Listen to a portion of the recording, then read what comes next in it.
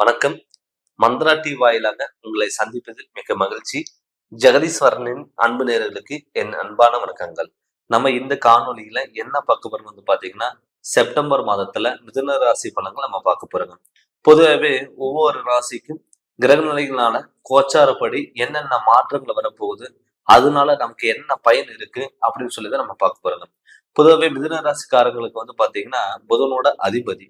புதன் எப்பவுமே ஒரு ஞானக்காரகன், தெளிவான சிந்தனை, தெளிவான பேச்சு, எல்லாத்தையும் ஈர்க்கக்கூடிய ஒரு தன்மை இருக்கிற ராசி மிதுன ராசி. இப்ப உங்க ராசிநாதன் புதன். இப்ப அந்த புதன் பார்த்துட்டீங்கன்னா உங்க ராசிக்கு 3ஆம் இடத்துல, அதாவது சிம்ம ராசியில சூரியனோட புதன் சேர்க்கை. எப்பவுமே சூரியன் புதன்ங்கிறது பார்த்துட்டீங்கன்னா நட்பு கிரகம். இப்ப உங்க ராசியில ஆல்ரெடி பாத்தீங்கன்னா செவ்வாய் இந்த செப்டம்பர் மாசத்துல இருக்காரு. அது இல்லாம கன்னி ராசியில பாத்தீங்கன்னா சுக்கிர பகவானும் கேது பகவானும் இருக்காரு. இப்ப இந்த புதன் பாத்தீங்கன்னா எப்பவுமே ஒரு சிந்தனைகள் ஒரு மேம்படுத்தக்கூடிய ஒரு வாய்ப்புகள் அதிகம். அதாவது நீங்க மத்தவங்களுக்கு ஒரு பிரச்சனைன்னு சொல்லி உங்ககிட்ட வந்தாங்கன்னா, நீங்க அவங்களுக்கு எது சொன்னாலும் அது நடக்கும். இதே உங்களுக்கு நீங்க எடுத்து பண்ணும்போது அது நடக்காம போகலாம். அது இல்லாம பாத்தீங்கன்னா, இப்ப செவ்வாய் உங்க ராசியில தான் இருக்காரு. இந்த செவ்வாய் என்ன பண்ணும்னா, திடீர்னு கோபம், டென்ஷன், 2வது பாத்தீங்கன்னா எதுவுமே யோசிக்காம டக்குன்னு ஒரு விஷயம் நம்ம பண்ணிட்டு பின்னாடி வருத்தப்படக்கூடிய ஒரு சுச்சுவேஷனை உருவாக்கிடும். அதனால நீங்க என்ன பண்ணணும்னா, எந்த ஒரு விஷயம் நீங்க யோசிச்சாலுமே பொறுமையா யோசிச்சு நீங்க முடிவெடுக்கணும். ஏன்னு கேட்டீங்கன்னா, செவ்வாய் ஒரு ஆக்ரோஷமான கிரகம். சடனா ஏதோ யோசிக்காம டக்கு டக்குன்னு பண்ணிட்டு இது பண்ணலாமா, அது பண்ணலாமா, அங்க போகலாமா, இங்க வரலாமா இப்படின்னு யோசிக்க வச்சுட்டு பின்னாடி வருத்தப்படக்கூடிய ஒரு சுச்சுவேஷன் உருவாகிடும். அது இல்லாம பாத்தீங்கன்னா, கும்பராசியில ஆல்ரெடி சனி வக்கரம் அடைஞ்சிருக்காரு. மேன ராசியில ராகு பகவான், அது இல்லாம உங்க ராசிக்கு 12ஆம் இடத்துல குரு பகவான் இருக்காரு. இப்ப 12ஆம் இடத்துல குரு இருக்கிறதுனால என்ன ஆகும்னா, சுப விரயங்கள் நடக்கிறதுக்கு வாய்ப்புகள் அதிகம். இதுக்கு முன்னாடி பாத்தீங்கன்னா தேவையில்லாத ஹாஸ்பிட்டல் செலவு விரயம், மன உளைச்சல்கள், கடன் தொல்லைகள் இதெல்லாமே உங்களுக்கு நடந்திருக்கும். ஒருத்தருக்கு நல்லது பண்ண போனா கெட்டதா முடிஞ்சிருக்கும். பண்ணாத தப்புக்கு தண்டனை அளிக்க வேண்டிய சுச்சுவேஷன் வந்திருக்கும். நிறைய பேர் பாத்தீங்கன்னா ஒரு இடத்துல ஒர்க் பண்ணிட்டு இருப்பாங்க. புதுசா வந்தவங்களுக்கு பாத்துட்டீங்கன்னா அங்க முன்னுரிமை தருவாங்க. நம்ம ஆல்ரெடி ரொம்ப நாளா ஒர்க் பண்ணி நமக்கு அங்க அங்கீகாரம் கிடைக்காது. இதனால என்ன ஆகும்னா நமக்கு அந்த இடத்த விட்டுட்டு வேற இடத்துக்கு போகலாம். இல்ல திடீர்னு முடிவினால நம்ம ஒரு சொந்த தொழில் பண்ணலாமா, இல்ல பார்ட்னர் சார்ந்து ஏதாவது பண்ணலாமா, இப்படி எல்லாம் தோண வைக்கும். ஆனா இப்ப இதுக்கு முன்னாடி நீங்க அது மாதிரி நீங்க ஸ்டெப் எடுத்து இருந்தீங்கன்னா அது எல்லாமே உங்களுக்கு தலைகீழா மாறி இருக்கும்.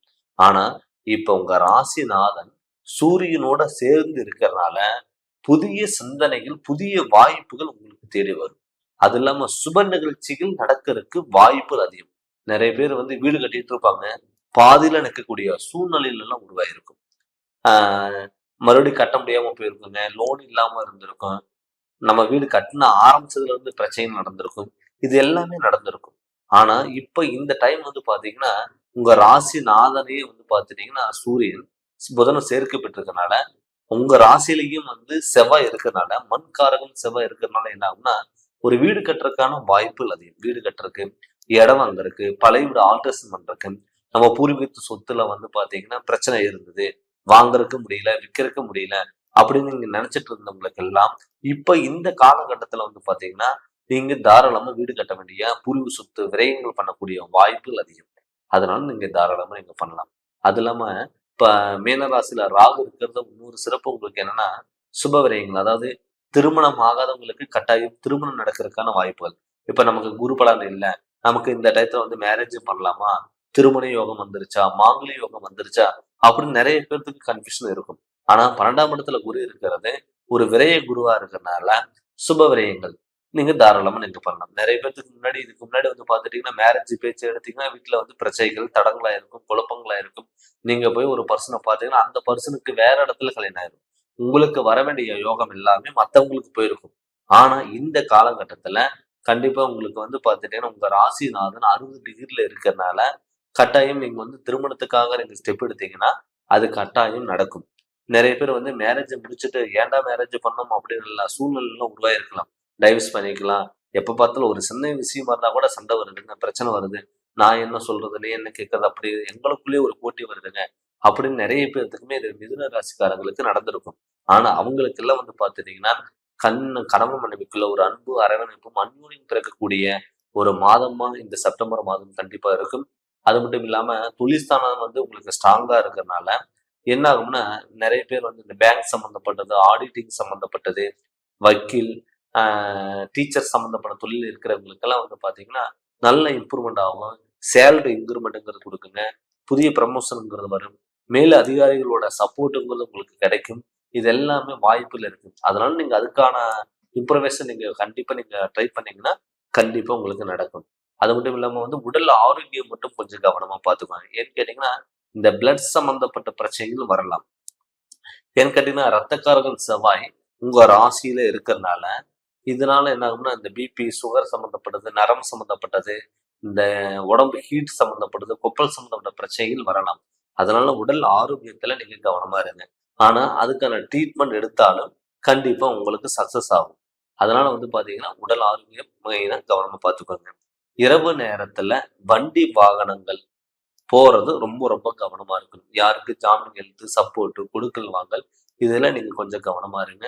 வெளியூர் பயணங்கள், வெளிநாடு பயணங்கள், வெளிநாட்டுல போய் ஏதாவது வந்து நம்ம பிசினஸ் பண்ணலாம். இல்ல நமக்கு பிசினஸ் பண்ணிட்டு இருக்கோம். ஆனா அதுல பிரச்சனை இருக்கு அப்படின்னு நினைச்சவங்களுக்கு எல்லாம் கட்டாயம் இப்ப நல்ல இம்ப்ரூவ்மெண்ட்ங்கிறது கண்டிப்பா கொடுக்கும். இல்ல பிசினஸ்ல ஏதாவது புதுசா ஏதாவது இன்வெஸ்ட்மெண்ட் பண்ணலாமா அப்படின்னு நினைச்சீங்கன்னா நீங்க தாராளமா நீங்க பண்ணலாம். ஏன்னு கேட்டீங்கன்னா உங்க ராசிக்கு 12ஆம் இடத்துல குரு இருக்கிறது ரொம்ப ரொம்ப சிறப்பு. அது இல்லாம 4ஆம் இடத்துல கேதுவோட சுக்கிரன் இருக்கிறது ரொம்ப சிறப்பு. 4 தாய் வகையில வந்து உங்களுக்கு சப்போர்ட்டுங்கிறது அதிகமா வரும். இது அம்மா வகையில வந்து ஏதோ சொத்துக்கள் அது மாதிரி வர்றதுக்கான வாய்ப்புகள் இருக்கு. ரொம்ப நாளா இருந்த சொத்து பிரச்சனை எல்லாம் சரி செஞ்சு அது உங்க கைக்கு கிடைக்கிறதுக்கான வாய்ப்புகள் அதிகம். அதே மாதிரி உறவு முறைகள்னாலையும் மனக்கசப்புகள் இருந்ததெல்லாம் விலகி அது ஒண்ணு கூடி வர்றதுக்கான வாய்ப்புகள் அதிகமா இருக்கிறதுனால இந்த வாய்ப்பை நீங்க தவற விடாம அடுத்த கட்டத்துக்கு நோக்கி போறதுக்கு என்ன வழியோ அது நீங்க கண்டிப்பா நீங்க ஃபாலோ பண்ணிக்கோங்க. அது மட்டும் இல்லாம வந்து பாத்தீங்கன்னா ஏதோ புதுசா ஏதோ தொழில் இந்த டயத்துக்கு நம்ம ஆரம்பிக்கலாமா அப்படின்னு நிறைய பேருக்கு டவுட் வந்திருக்கும்.